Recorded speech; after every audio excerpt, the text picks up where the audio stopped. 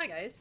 I know this looks like a Photoshop activity, but it is not. This is just a little guide on how to help you do the sketchbook activity. This is just the easiest way that I can record me like talking and thinking and working at the same time. But don't get confused. You are doing this in your sketchbook. You're going to open to the next clean available two pager. So we're gonna work on 2 pages at a time. Notice the spiral goes down the middle, which means that we are holding our canvas long ways. This is going to be very wide across your desk, just like how mine is very wide in my Photoshop. I'm going to give you some pointers here, and then I'll kind of give you a time lapse of how I would approach drawing this still life.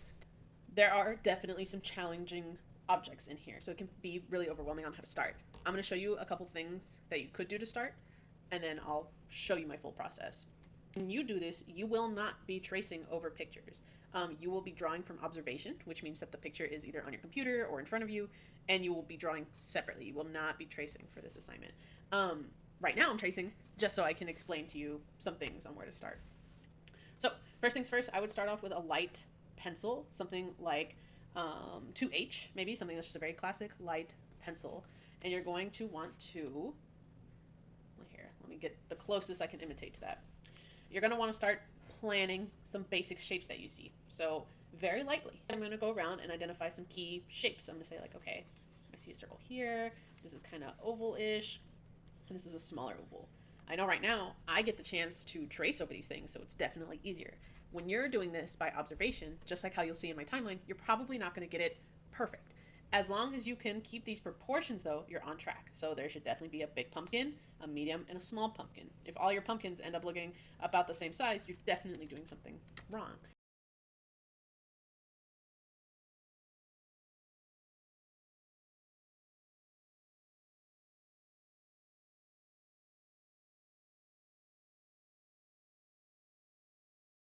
Now, I would gently erase some of these.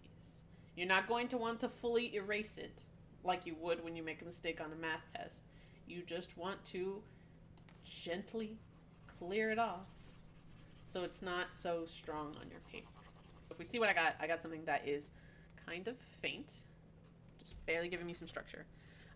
Next, I would start going in with a brush that's a little bit more serious, maybe something like HB or B, and start making some more solid gestures, really kind of claiming what I'm looking at. You can really start anywhere. I'm really attached to these pumpkins, so I would start there because you can come back and clean it up. You're looking for capturing what you're looking at. So right here, because we're still on like a lighter pencil, you get to do a lot of your fixing. You might go around, you might identify that this area is a bit darker, so we're going to shade that up. Some of these lines in the darker areas should be thicker. Since this is still a light brush, I have the opportunity to go in and clean up maybe areas that I didn't love. And then when I feel confident with that, I'll go for something that is softer, lets me get down some more of these shadows, maybe something like a 2B or 4B pencil.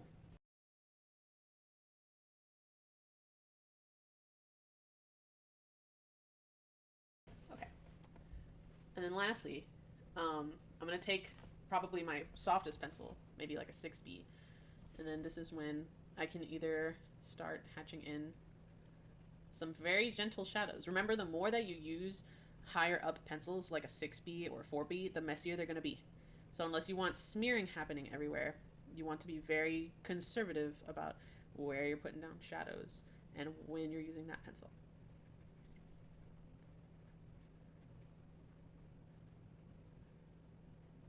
Okay, so something like that, not half bad. That's pretty okay. Um, could this be better? For sure. Uh, but you do have a lot of ground to cover. And this is a study. So you are just getting better at identifying shapes and getting more kind of vocabulary in your mind about shapes and forms.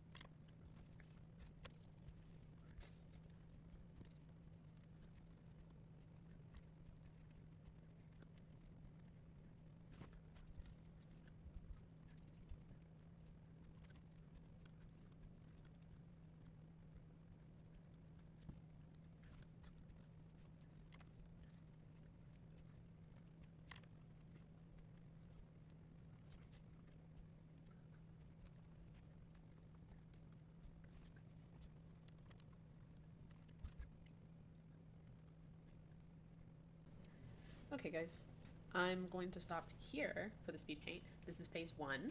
I've made this kind of light blocking sketch all over the sketchbook. I didn't get it recorded, but I did also go over with an eraser. You might notice from a few seconds ago this looks a lot lighter. I went over with an eraser over the whole thing. So I can still see what I drew. It's just going to be helpful for the next phase when I want this to get progressively cleaner, that I've kind of erased away, especially some of the areas I might have like heavy-handed some sketch areas. So this is where we're gonna stop off. This is about 1 day of working in class. So please make sure that you get this completed and then you turn in your sketchbook, and then next time we'll keep working on this delay. Bye.